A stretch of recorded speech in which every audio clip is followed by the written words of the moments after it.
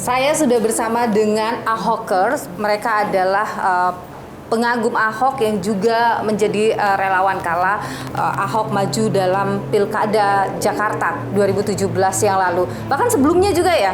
Dari 2011 malah. Oke, sini ada Pak Darsum dan juga Ibu Ila ya. Sekarang ini PDIP akhirnya mengambil keputusan untuk tidak memajukan Ahok di Pilkada DKI. Padahal namanya sempat disebut sebelumnya. Kemana Ahoker ini jadinya? Ahoker itu bukan lihat sosok ya.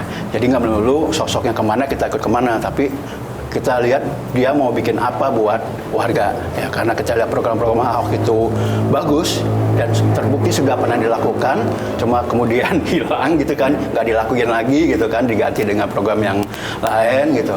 Nah, kita pengen kalau ada sosok lain yang mau melakukan itu lagi, ditambah yang belum sempat dikerjakan, kita pasti dukung.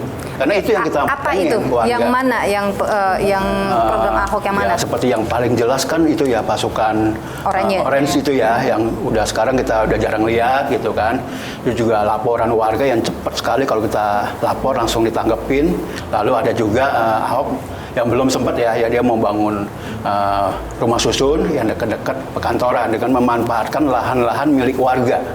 Milik Pemda, sehingga warga nggak usah jauh-jauh tinggal di pinggiran, sehingga mengatasi secara nggak langsung mengatasi kemacetan. Kalau sekarang dilihat dari 3 bakal calon gubernur DKI ya, siapa sosok yang paling mendekati mungkin akan melanjutkan pekerjaan Ahok menurut Bapak dan Ibu? Kalau secara sekilas kita lihat pasti Pak Pramono ya, karena kemarin kan Ahok ada di sana ya. Cuma itu pun nggak menjamin 100%, tapi kita mau lihat dulu buktinya nanti. Kalau Bu Ila? Bu Ila? Sekarang sih emang ke Pak Pramono ya, masalahnya juga kan Pak Ahok sebagai tim sesnya, jadi kita masih ke Ahoknya gitu. Pak Ahok aja di situ jadi tim sesnya Pak. Pun di dalam hati sih ya masih ingin Ahok gitu ya? Ya terus terang kita kecewa kemarin. Maksudnya kalau untuk move on masih belum bisa. Belum bisa move on. Masih kecewa sekali. Iya kayaknya gimana gitu. Kita udah intinya dari kemarin udah bikin gerakan-gerakan macam-macam gitu kan. Terus tapi yang udah apa gitu. Sedih dong Ibu. Sedih. Sedih. Kemarin juga WA ke Pak Ahok. Terus Pak Ahok bilang, ya sudah dukung apa yang ada gitu. Apa yang udah terpilih gitu nanti gitu. Padahal pas saya juga ada di situ bilang gitu. Ibu bilang apa pas selesai Ahok bilang gitu?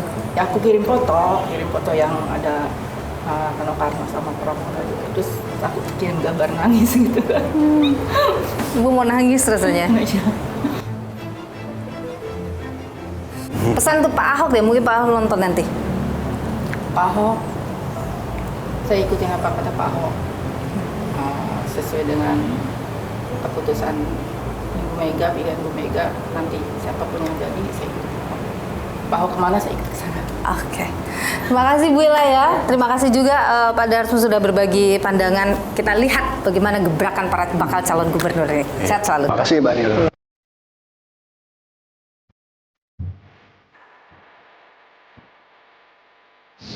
Saya sudah bersama dengan relawan Anies Baswedan, ada Bang Laude Basir di sini. Bang Laude, setelah Pak Anies kemudian akhirnya tidak jadi maju di DKI Jakarta, apakah relawan sudah menentukan arah kemana mungkin dukungan akan dilabuhkan?